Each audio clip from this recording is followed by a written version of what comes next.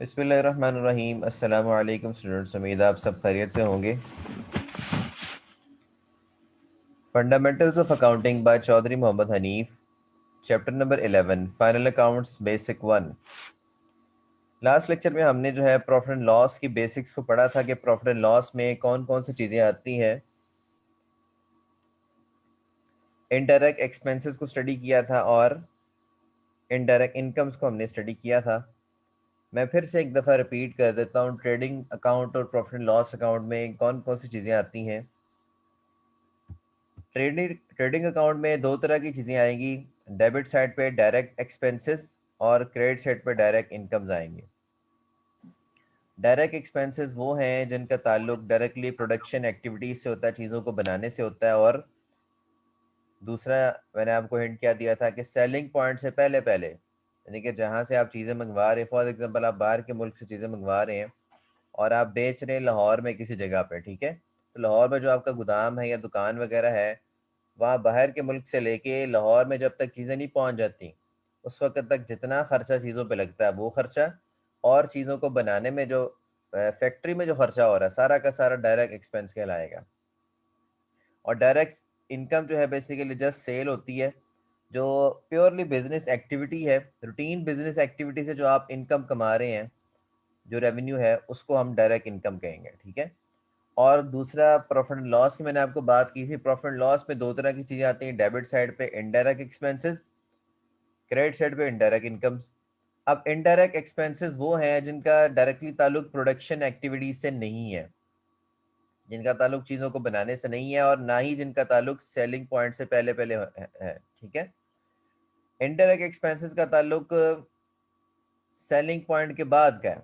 Selling point पे जब चीज़ें पहुंच गई, लाहौर आपके गोदाम या दुकान पे चीज़ें पहुंच गई, उसके बाद उनके ऊपर जो खर्चे हो रहे हैं कंज्यूमर तक, यानी कि सेलिंग पॉइंट से लेके अब चीज़ें आपने कंज्यूमर तक पहुंचानी है, तो सेलिंग पॉइंट से लेके कंज्यूमर तक जो चीज़ें पहुंचेंगी, ठीक है, उस दौरान जो खर्चे होंगे या सेलिंग एक्टिविटीज़, ऐसे खर्चे जिनका ताल्लुक सेलिंग एक्टिविटी से हो, दूसरा हिंट है ये, ऐसे खर्चे जिनका ताल्लुक सेलिंग एक्टिविटीज से हो वो, या फिर ऐसे खर्चे जो सेलिंग पॉइंट पे चीज़ें पहुंचने के बाद हो रहे हैं, तो वो इनडायरेक्ट एक्सपेंसेस कहलाएंगे। आपके दो हिंट आपने याद रखने हैं, सेलिंग पॉइंट के बाद वाले और जिनका ताल्लुक सेलिंग एक्टिविटीज से है, तो ये ऐसे खर्चों को हम इनडायरेक्ट एक्सपेंसेस कहते हैं। और दूसरी तरफ इनडायरेक्ट इनकम्स क्या होती हैं? वो तमाम किस्म की रिसीट्स जो आपको वो तमाम किस्म की इनकम जो अदर देन बिजनेस एक्टिविटी से होती हैं, ठीक है। यानी कि रूटीन बिजनेस एक्टिविटी के अलावा अगर कहीं से आपको पैसा आ रहा है, कोई इनकम हो रही, तो वो आपकी इनडायरेक्ट इनकम है। रूटीन बिजनेस एक्टिविटी से तो सिर्फ सेल हो रही ना, बिजनेस का मकसद तो सिर्फ सेल करना है, तो ये रूटीन बिजनेस एक्टिविटी है, ठीक है। इससे हट के अगर किसी और सोर्स से आपको अगर पैसा आ रहा है, कमीशन है, इंटरेस्ट है, डिविडेंड है, ठीक है, रेंट है, वो रूटीन बिजनेस एक्टिविटी नहीं है। अगर वहां से आपको पैसा आ रहा था, वो आपकी इनडायरेक्ट इनकम्स होंगी। लेट्स सपोज एक क्वेश्चन लेते हैं, यहाँ पे इलस्ट्रेशन नंबर 1 है।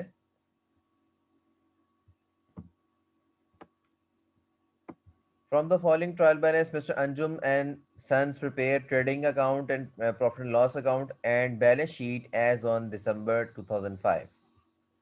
अब यहाँ पे हमें एक ट्रायल बैलेंस दिया हुआ है, हमने यहाँ से जस्ट जो है क्या करना है, चीज़ों को फाइंड आउट करना है, कौन से डायरेक्ट एक्सपेंसेस हैं, कौन से डायरेक्ट इनकम्स हैं, कौन से इनडायरेक्ट एक्सपेंस है, कौन से इनडायरेक्ट इनकम है, उन चीज़ों को आइडेंटिफाई करेंगे और हमने उनके ज़रिए से ट्रेडिंग अकाउंट और प्रॉफिट एंड लॉस अकाउंट बना देना। बस इतना सा काम है, चीज़ों को आइडेंटिफाई करके उनकी सही लोकेशन पे पुट करना है हमने, बस इतना सा काम है हमारा।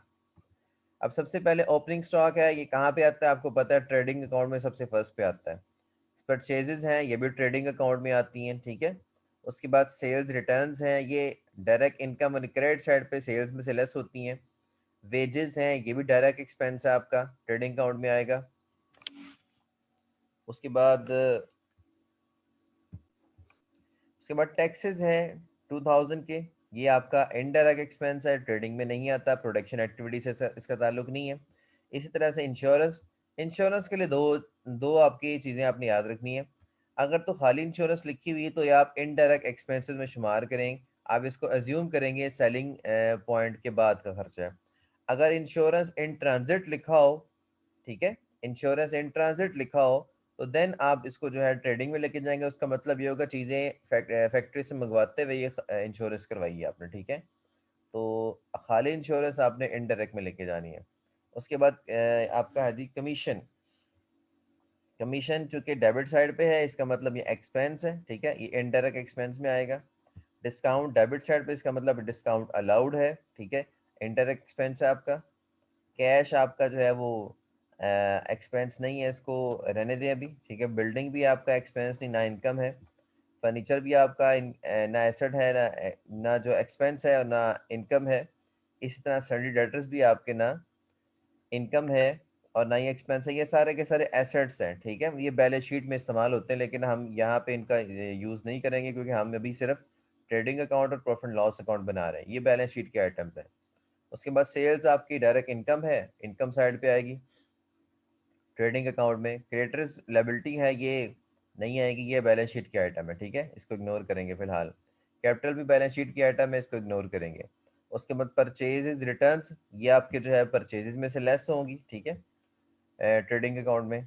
और लोन जो है ये भी आपकी ट्रेडिंग या प्रॉफिट लॉस का आइटम नहीं है, ये लायबिलिटी है, तो ये बैलेंस शीट के आइटम है, इसको इग्नोर करेंगे फिलहाल। और यहाँ पे क्लोजिंग स्टॉक आपको दिया हुआ है 16,000 का। तो अब इन्हीं चीज़ों के ज़रिए से हमें बनाते हैं यहाँ पे वही चीज़ें मैंने जो आपको बताई थी। उसने यहाँ पे पहले ट्रेडिंग अकाउंट बनाया और साथ ही उसने जो है प्रॉफिट एंड लॉस अकाउंट बना दिया यहाँ पे, ठीक है। सबसे पहले ओपनिंग स्टॉक है 10,000 का, फिर परचेजेस हैं, उसके बाद परचेजेस उसमें से लेस कर दी हैं 500 की, 15,000 आ गया। फिर वेजेस आ गई 1,000 रुपये की, ठीक है। उसके बाद इधर सेल्स आ गई, सेल्स में से लेस कर दी रिटर्न्स, आपके पास 24,500 रह गया। उसके बाद क्लोजिंग स्टॉक यहाँ पे आ गया। याद रखें हमेशा ये ऐसे ही होना है, ट्रेडिंग अकाउंट में ओपनिंग स्टॉक भी आएगा और यहाँ पे आपने क्लोजिंग स्टॉक भी लिखना है, ठीक है। तो ये फॉर्मेट भी आपको मैंने बताया हुआ था सारा पहले। तो क्लोजिंग स्टॉक आएगा 16,000। अब वही काम करना जो हम लेजर में किया करते थे, ठीक है, क्योंकि और बाकी जो चीज़ें हैं वो उनका ताल्लुक ट्रेडिंग से नहीं है। जितनी चीज़ें रेलिवेंट है वो सारी लिख दी हैं हमने। अब क्या करेंगे, इस साइड का भी टोटल लगाएंगे, इस साइड का भी टोटल लगाएंगे।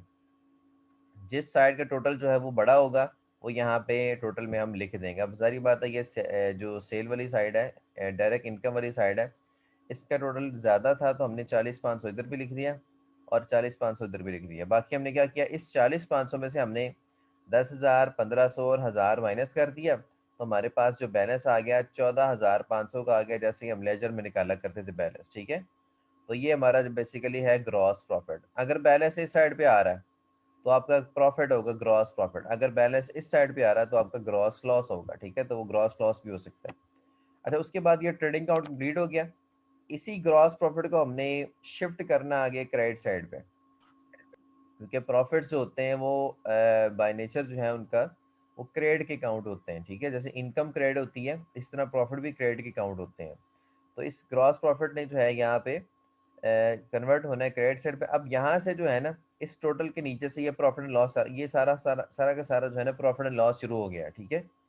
लेकिन प्रॉफिट लॉस शुरू करने से पहले जो आपका ट्रेडिंग अकाउंट में बैलेंस था यानी कि ग्रॉस प्रॉफिट था, उसको आपने शिफ्ट करना है, प्रॉफिट लॉस में क्रेडिट साइड पे लिख देना है 14,500। और इस तरफ आपने सारे के सारे इनडायरेक्ट एक्सपेंसेस लिख देने हैं, और बाकी अगर कोई इनडायरेक्ट इनकम होगी तो वो इसके नीचे आ जाएंगे ग्रॉस प्रॉफिट के नीचे। तो जो सवाल में हमने पढ़े थे इनडायरेक्ट एक्सपेंसेस कौन कौन से थे, टैक्सेस था 2,000 का, इंश्योरेंस है, कमीशन था, डिस्काउंट अलाउड था, और बस यही थे हमारे पास एक्सपेंसेस, ठीक है। तो ये एक्सपेंसेस लिख दिए।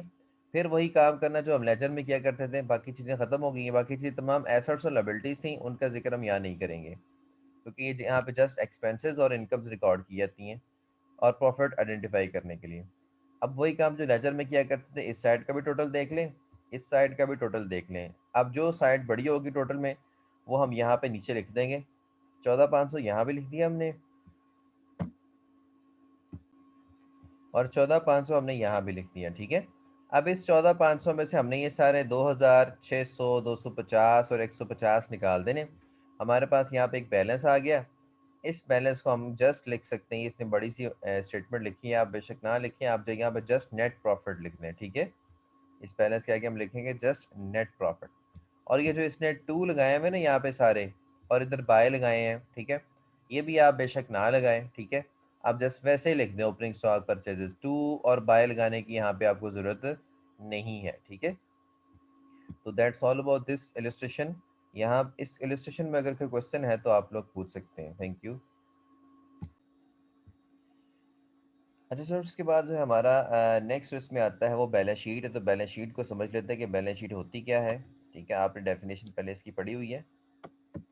Balance sheet may be defined as a statement of assets and liabilities prepared on the last date of accounting period to show the financial position of business. Balance sheet basically एक statement है जो कि हमें assets और liabilities को जो है वो दिखाती है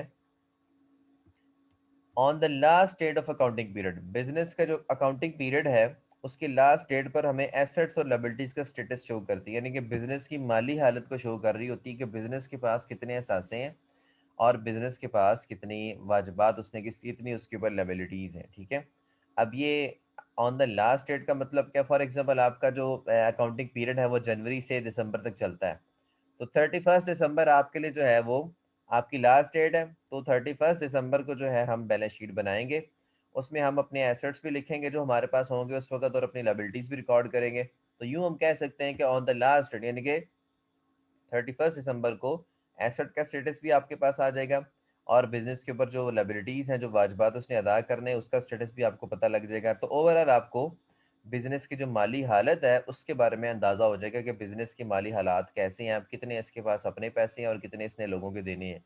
to show the financial position of business, business की माली हालत को शो करने के लिए हम इस बैलेंस शीट को बना रहे होते हैं। ठीक है, तो बाय डेफिनेशन ये हो गया। उसके बाद जो है हेडिंग इसमें कौन कौन सी आती हैं। ठीक है, सबसे पहले आपने लिखना होता है बैलेंस शीट के ऊपर नेम ऑर्गेनाइजेशन का, उसके बाद बैलेंस शीट लिखना होता है, उसके बाद जो है जिस डेट को आप प्रिपेयर कर रही हैं 3 लाइनें आपने लिखनी होती हैं, इसके 2 नंबर होते हैं, इसको भी हम देखते हैं।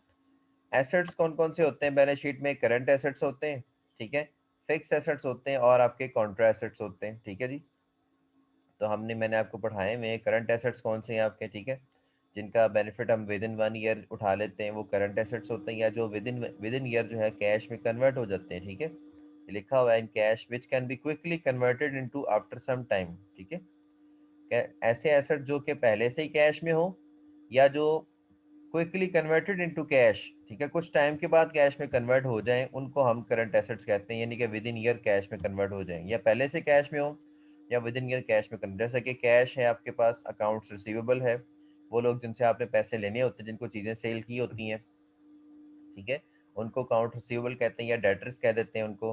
वो आपने 2-3 महीनों बाद उनसे पैसे ले ही लेने ना, तो यानी कि क्विकली वो कैश में कन्वर्ट हो सकते हैं या फिर आफ्टर सम टाइम कैश में कन्वर्ट हो सकते हैं। ठीक है, तो अकाउंट रिसीवेबल हो गया, यानी कि डेटर्स या फिर नोट रिसीवेबल भी यही चीज़ है। क्लोजिंग स्टॉक जो है, वो क्लोजिंग स्टॉक भी वो भी आपका जो है वो सेल हो जाना है, कैश में कन्वर्ट हो जाना है। ठीक है, बाद में जाके कुछ टाइम के बाद, तो विद इन 1 ईयर उसने भी आगे जो है वो चीज क्लोजिंग स्टॉक ने जो आगे सेल में कन्वर्ट होना है, सेल है फिर आगे डेटर्स में, और डेटर्स ने फिर कैश में कन्वर्ट हो जाना है, तो वो भी विद इन 1 ईयर उसको हम यूटिलाइज कर लेते हैं, करंट एसेट में आता है। इस तरह से जो है और भी इस तरह के जो तमाम एसेट्स हो सकते हैं, ठीक है, जिनका जो शॉर्ट टर्म के होते हैं, जो कैश में कन्वर्ट हो सकते हैं आफ्टर टाइम टर्म, उनको हम करंट एसेट्स कहते हैं। फिक्स एसेट जिनका फ़ायदा हमें लॉन्ग टर्म में होता है, ठीक है, 1 साल से ज़्यादा उनका 1 साल से ज़्यादा जो है उनका हम बेनिफिट लेते हैं, वो फिक्स एसेट्स आपके कहलाते हैं। यहाँ पे आप देख सकते हैं फर्नीचर हो गया, ठीक है, फिक्सचर हो गया, जो बिजनेस में आपको कई सालों तक फ़ायदा देते हैं। प्लांट एंड मशीनरी जो आपने आज लगाई है कई सालों तक फ़ायदा देगी। लैंड एंड बिल्डिंग है, ठीक है, कई सालों तक आपको फ़ायदा होगा, बिजनेस का असासा है। इन्वेस्टमेंट अगर आपने की, लॉन्ग टर्म इन्वेस्टमेंट की है, या जो बिजनेस की गुडविल है, ये एक इंटेंजिबल एसेट है। ठीक है, बिजनेस की जो रेपुटेशन है वो भी उसका एक फिक्स एसेट है, लेकिन ये इंटेंजिबल फिक्स एसेट, इसकी कोई फिजिकल इसकी जो हैसियत नहीं है, इसका वजूद नहीं होता, ये जस्ट इज्जत रेपुटेशन को कहते हैं। तो रेपुटेशन जो गुडविल होती है ना, वो भी आपका एसेट ही होता है। ठीक है, लेकिन ये टेंजिबल नहीं, इंटेंजिबल है। ठीक है, क्योंकि इसकी कोई फिजिकल एग्जिस्टेंस नहीं है, इसका मादी वजूद नहीं होता। तो ये सारे के सारे आपके फिक्स एसेट्स होते हैं, ठीक है, जो कि रीसेल पर्पज़ के लिए हम नहीं खरीदते। ऐसे तमाम चीज़ें जो हम रीसेल पर्पज़ के लिए नहीं खरीदते बल्कि अपने परमानेंट यूज़ के लिए खरीदते हैं और जिनका फ़ायदा हमें 1 साल से ज़्यादा होता है, ठीक है, उनको हम अपने फिक्स एसेट्स कहते हैं। एग्जांपल्स लिखी हुई हैं। उसके बाद कॉन्ट्रा एसेट्स क्या होते हैं कि ऐसे अकाउंट्स जो कि एसेट में कमी करते हैं। फॉर एग्जांपल एक एसेट आप यूज़, प्लांट एंड मशीनरी आप यूज़ कर रहे हैं, आप बिल्डिंग जो है यूज़ कर रहे हैं, आप फर्नीचर एंड फिक्सर्स यूज़ कर रहे हैं, तो वक़्त के साथ-साथ इनको यूज़ करने से इनकी वैल्यू में कमी आएगी। तो वो अकाउंट जो इनकी वैल्यू में कमी लाता है, ठीक है, वो कॉन्ट्रा एसेट कहलाता है। अब और कौन-सा अकाउंट इनकी वैल्यू में कमी लाएगा? डेप्रिसिएशन का अकाउंट, ठीक है? वक़्त के साथ-साथ इनकी वैल्यू में कमी आ जाएगी और उस कमी को हम जो है डेप्रिसिएशन, फॉर एग्ज़ाम्पल एक मशीनरी है, आपने आज खरीदी है, तो 10 साल बाद उस मशीनरी की हालत वो नहीं रहेगी जो आज है। उसकी वैल्यू में कमी आ जाएगी। वो जो कमी है उसको हम डेप्रिसिएशन कहते हैं, ठीक है?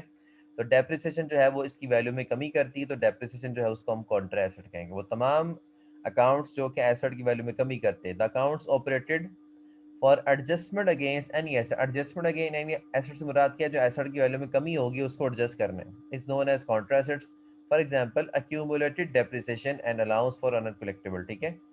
जो डेप्रिसिएशन की मिसाल थी वो आ गई। या फिर अलाउंस फॉर अनकलेक्टिबल से मुराद क्या होता है?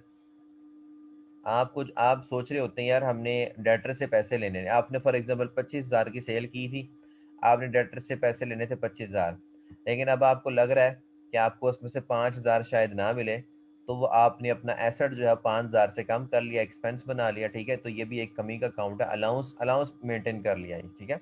या रिजर्व भी आप इसको कह सकते हैं, या प्रोविजन भी आप इसको कह सकते हैं, अलाउंस फॉर अनकलेक्टिबल, ठीक है? या प्रोविजन फॉर बैड डेट्स कह सकते हैं, या आप इसको रिजर्व फॉर बैड डेट्स भी कह सकते हैं, ठीक है? आपने रिजर्व मेंटेन कर लिया, अलाउंस मेंटेन कर लिया कि भाई ये पैसे मुझे नहीं मिलने, तो आपने अपने एसेट में कमी कर ली।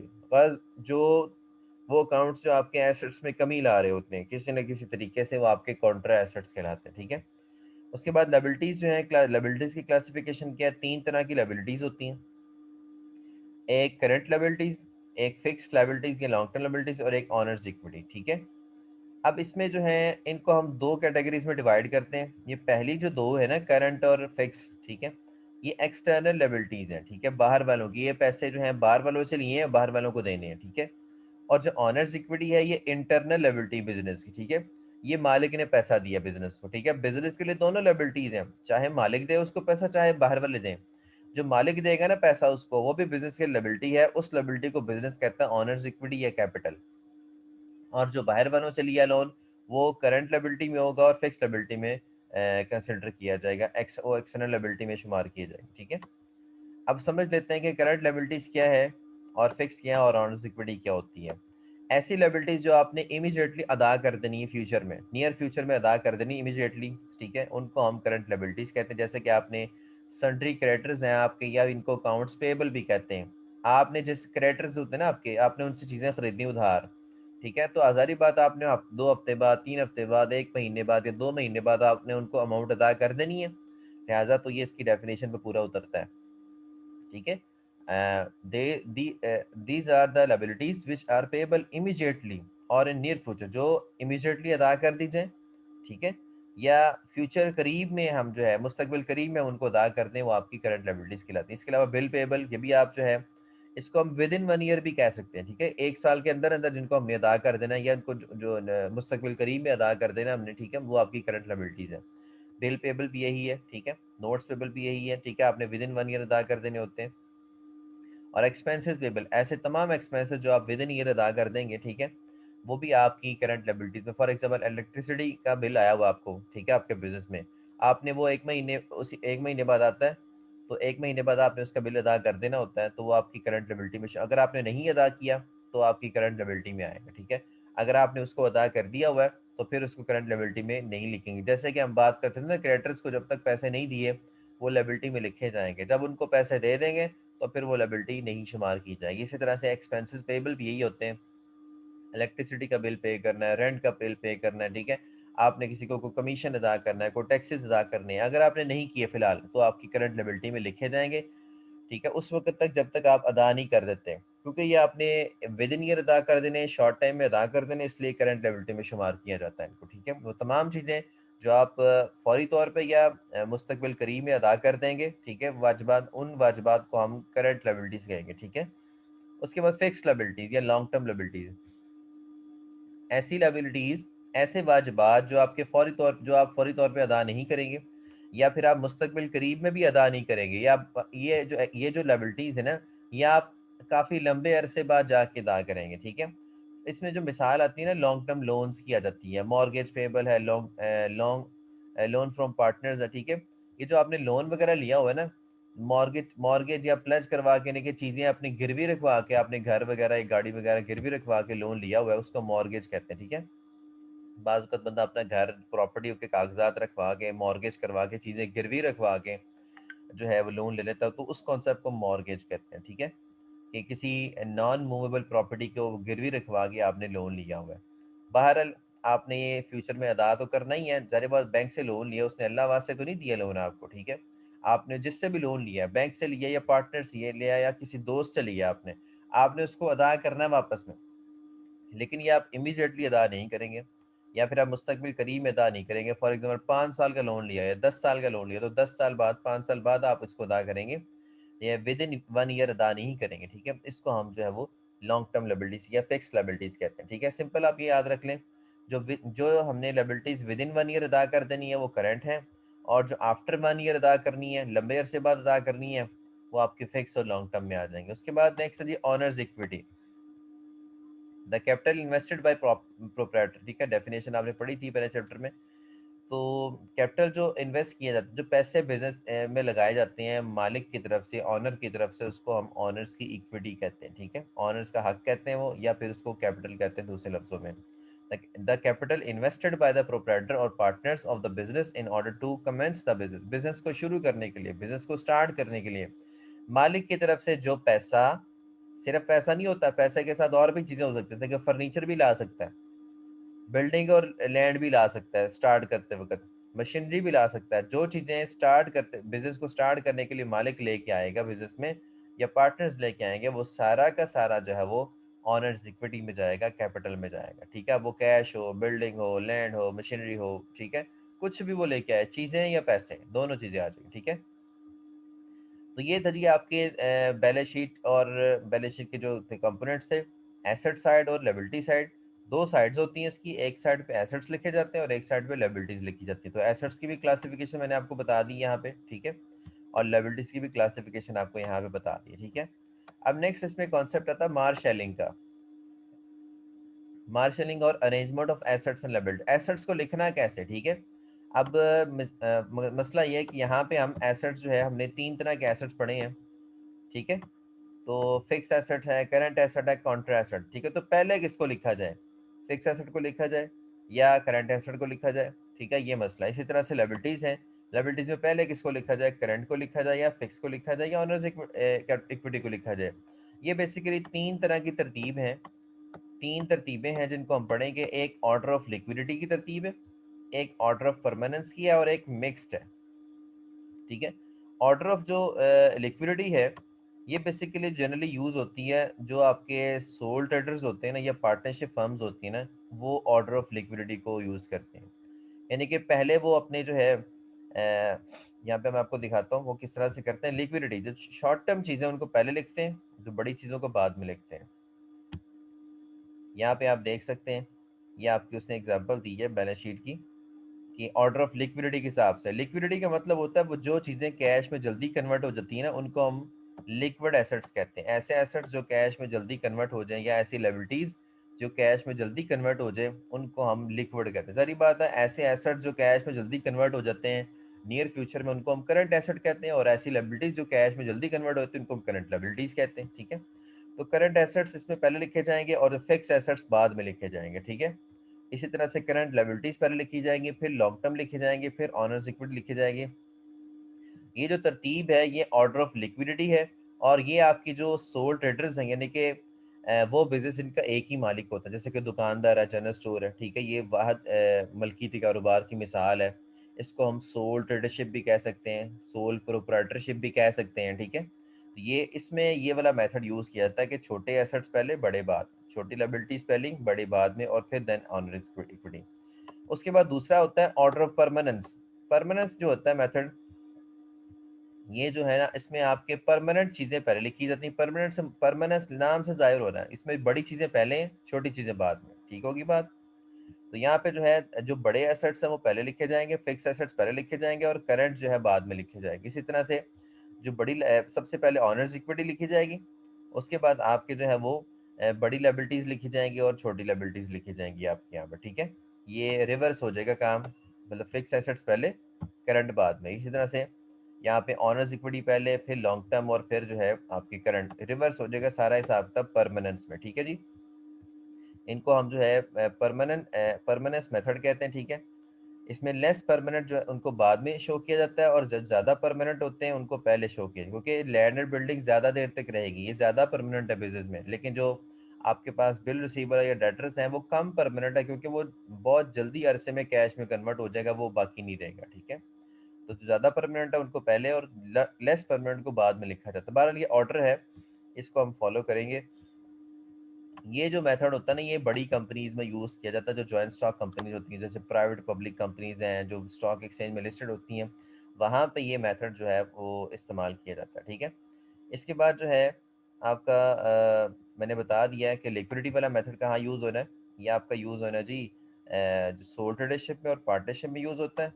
और ये वाला जो है ये आपका यूज़ होगा जो बड़ी जॉइंट स्टॉक कंपनीज है ना, प्राइवेट पब्लिक, वहाँ पे ये मेथड यूज़ किया जाता है।